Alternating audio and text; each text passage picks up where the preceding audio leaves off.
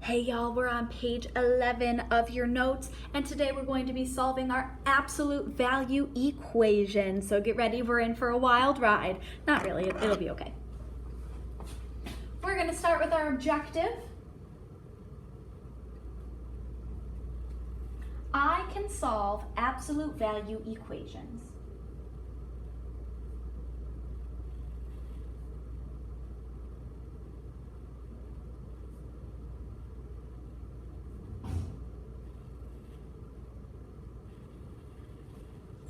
So we're going to start with some steps. Our step 1 is to make sure that the absolute value expression is isolated.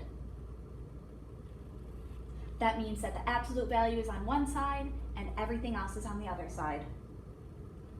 Step 2 is set the inside equal to both the positive and negative number on the outside.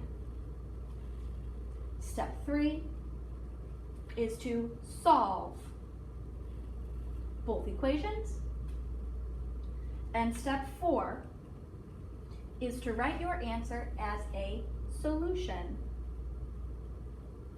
set. That means that you're going to write x equals this pretty bracket, a number, comma, a number, and this pretty bracket. I'm going to teach you how to draw the pretty brackets. So you're going to draw kind of like a C, and then point it out, and then the opposite, like a little snake, and closed. If that's not working for you and you're still very confused, you could also write a bracket. You do a semicircle, a pointy part, and another semicircle. Whatever works for you is what you can use, as long as it is curvy and pointy and curvy. So here we go, problem number 1. I'm going to zoom in for you.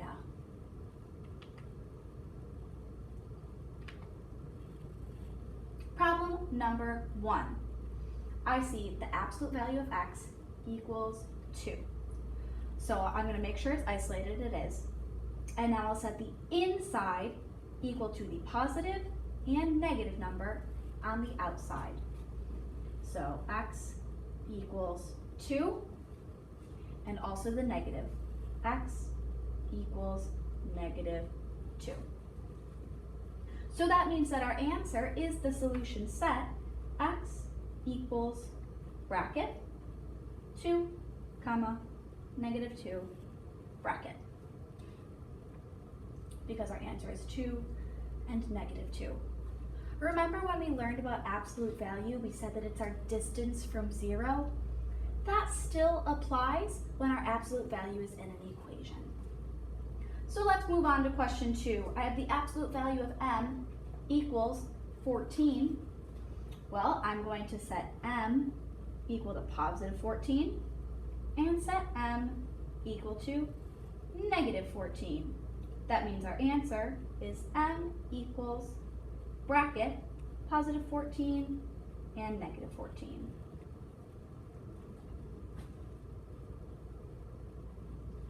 Let's move on to something that may be a little bit more challenging. The absolute value of 5z equals 40. All right, well, we're going to say that 5z equals positive 40 and 5z equals negative 40.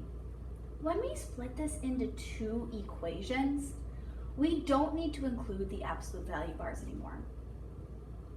So now we want to get z by itself. We divide by 5, divide by 5. We get z equals 8.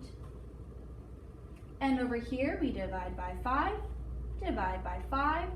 We get z equals negative 8.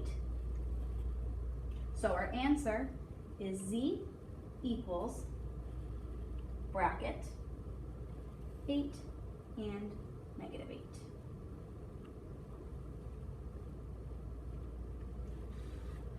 I'm going to move on to number 5. Sometimes we have an addition problem or a subtraction problem inside. That's fine, it's the same steps. The first thing you're going to do is set the inside equal to the positive and negative answer. So D plus 1 equals 8, and D plus 1 equals -8. Our next step is to get the D by itself. To do that, I have to subtract 1.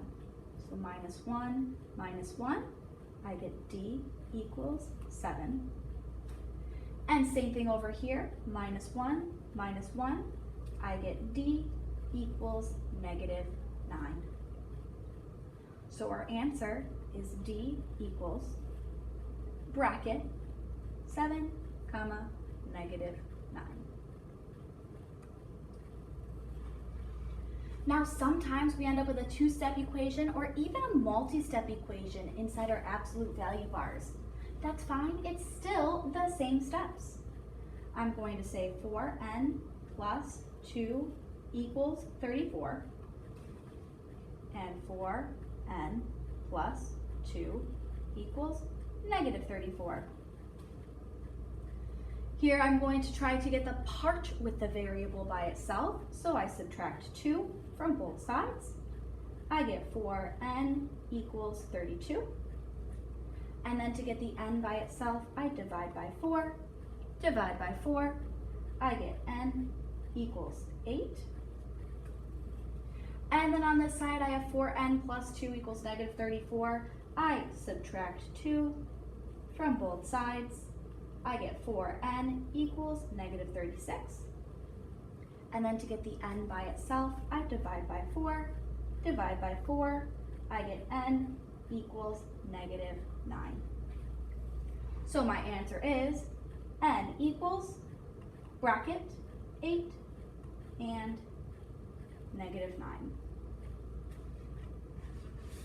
We're going to do these problems in guided learning, but please flip to page 12. I'm going to show you some more on page 12. What if there's stuff outside of the absolute value bars? What we're going to do here is first we have to isolate the absolute value.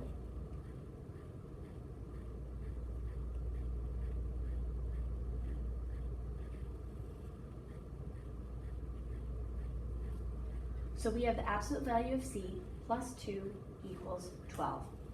Well, first we need to get the absolute value part by itself. So we subtract 2 from both sides. I get the absolute value of C equals 10. When we have the absolute value by itself, this is when we break off into two equations. C equals +10, C equals -10. So my answer is C equals bracket 10 and -10.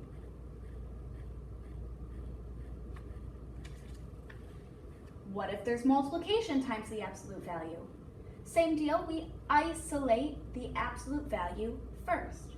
So we're going to divide by 6 on both sides, and I get the absolute value of x equals 4. Now that the absolute value is by itself, this is when I break it off into two equations. X equals 4 and x equals -4. So our answer is x equals bracket 4 and -4.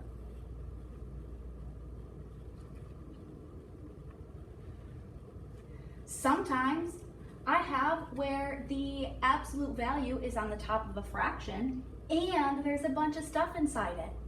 Don't panic, we know how to solve this. We need to isolate the absolute value. So we want to get this whole thing by itself.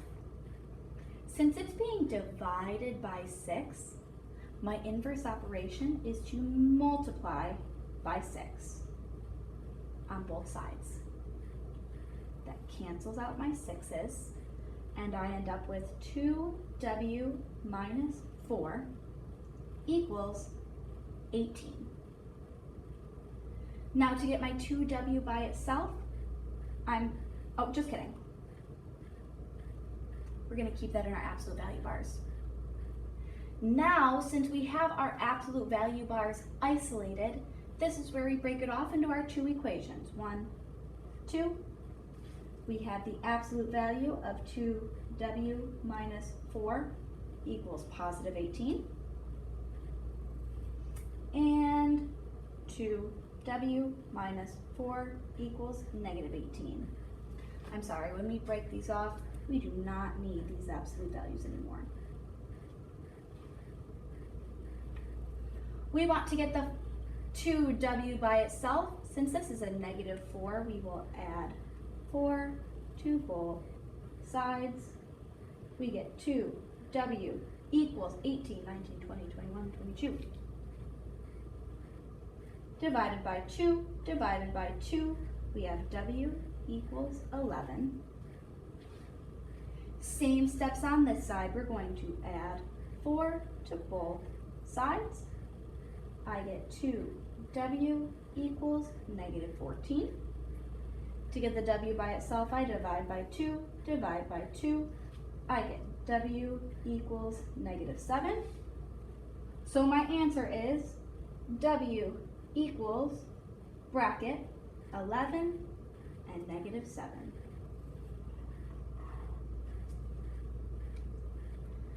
And last but not least, let's move on to number 15. This looks a little bit tricky, but it's not as crazy as you think. We're going to use our multi-step equation rules. We're going to add and subtract first, and then we're going to multiply and divide. Because right now this is the part with the absolute value. We want to get it by itself, so we're going to add 6.